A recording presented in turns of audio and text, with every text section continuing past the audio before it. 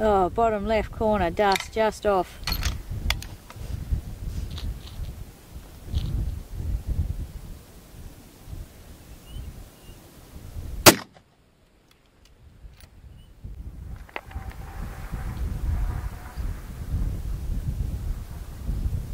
Top right corner, tiny bit of dust, just off top right corner.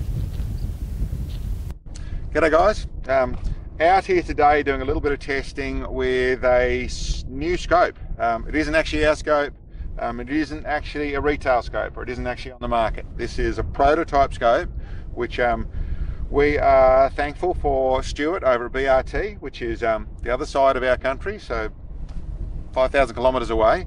The Stuart, they know I buy Burger bullets from their company, and they are involved, one of the people in the world that are involved in developing this March Genesis scope. Now, for those that don't know, the March scopes have been around for a fair old while. They are super high quality, largely bench rest is what I know them as, correct me if I'm wrong, I apologise, but from what I've known of the March scope, they are a really high quality, high powered, generally bench rest shooter scope. So the type of scope that where guys want to be able to dial in and see holes in paper at 1,000 yards, they use the March scopes. So there's other companies that do scopes that compete with them and that sort of stuff, but very, very high quality scope. Well, these guys sat down and went through the process of they wanted to build a scope that had all their optical qualities, but wanted to be able to shoot extreme long range with it.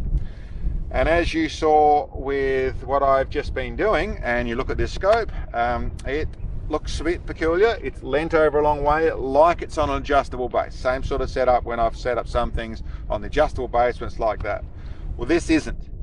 This feature, the biggest feature with this scope, apart from very high quality in the way of its lenses and its optical qualities, it is able to dial up to 400 minutes.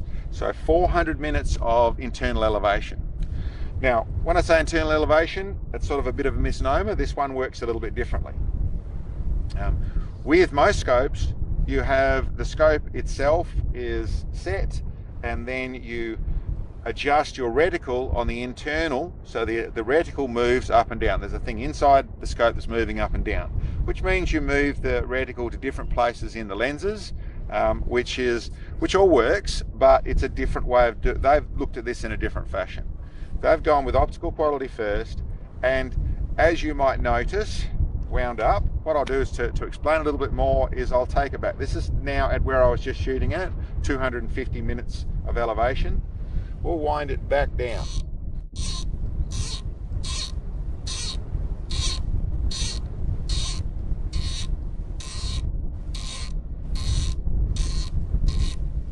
Oh, there we go. There, we're back down at 0. So that is now zeroed at 100 MOA. Sorry, we're zeroed at 100 yards. And as you can see, it's back to level.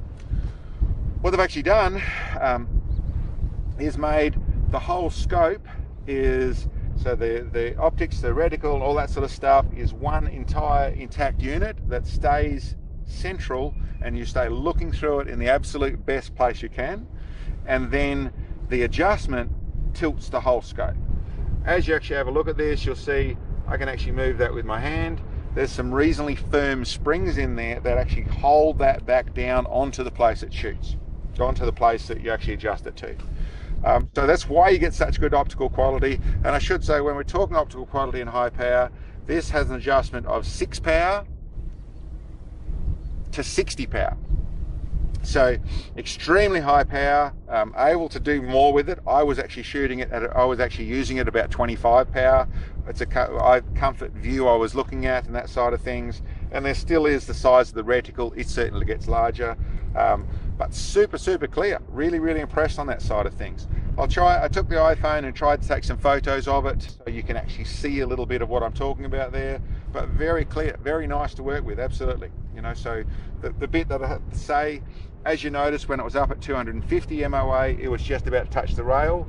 They do have they have a spacer that they're actually providing with these systems, which gives you another, I haven't done the measurements on it, but it's probably 3/4 of an inch, which would give you the ability to have more cant.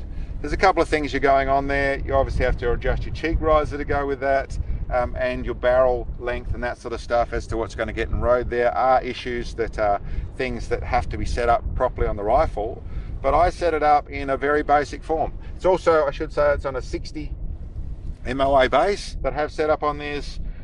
Put it on here just as a, like I said, as a test, somewhere I was going to be pushing the boundaries, using a fair bit of MOA.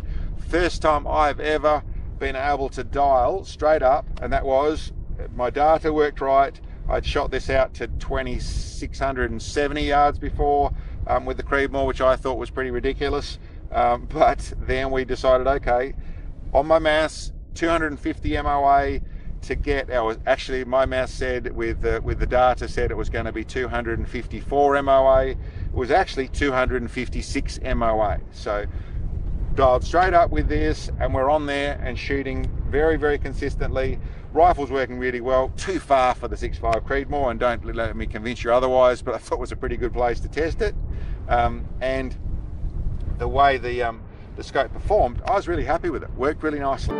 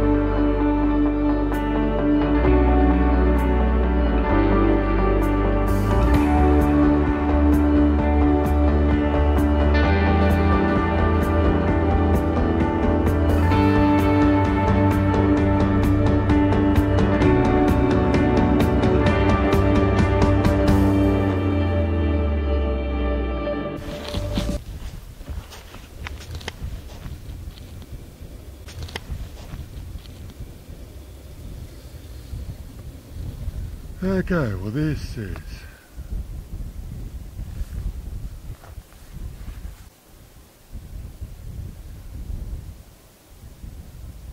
$3,051. Okay. Okay, awesome. This says 3,052. And I agree with each other. Yep. Awesome. Now,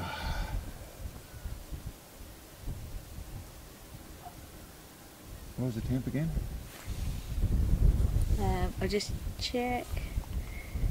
63 degrees Fahrenheit. Okay, so 255 roughly according to that. Okay. Now, 1, 2, 3, 4, 5. Okay, that's 250. Let's start there. Turn this little fella on.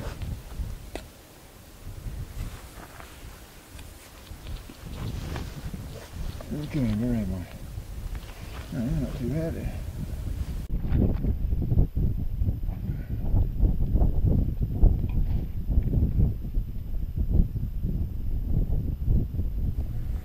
Good to go.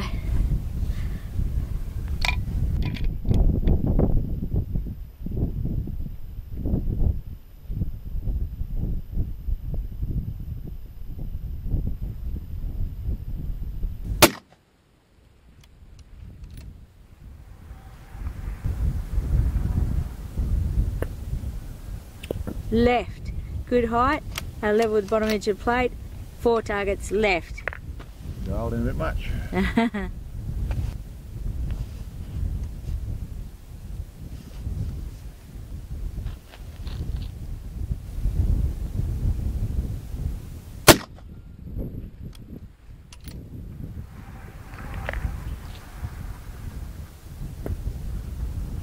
Tall, 12 o'clock, quarter of a target tall.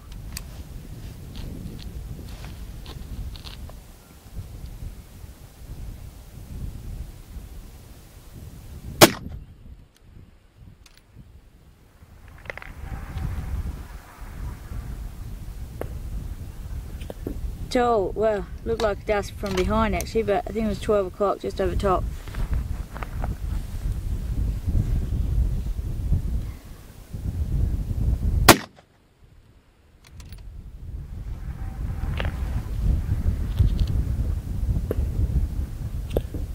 Oh right, 1 o'clock, oh sorry, yeah, 1 o'clock.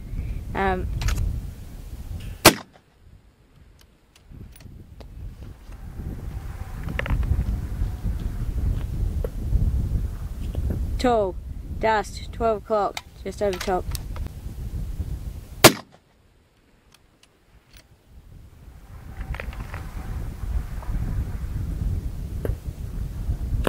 Oh, bottom left corner, dust, just off.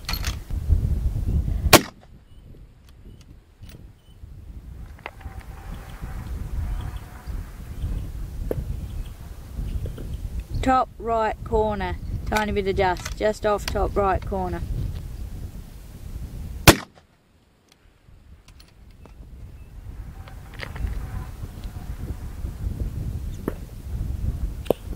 Just off, 2 o'clock, just off, dust, right edge of plate.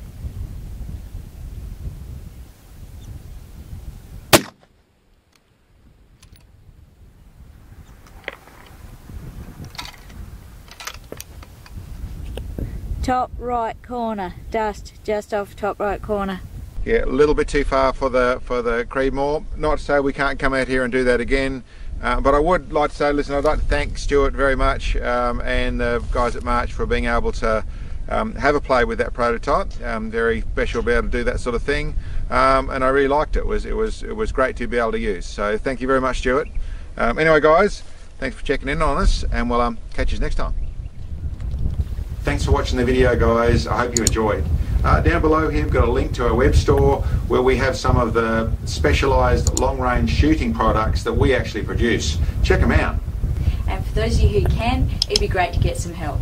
In our store we have support bits, and when you purchase those, the money goes direct to our channel and helps us bring these videos to you. Thanks, guys.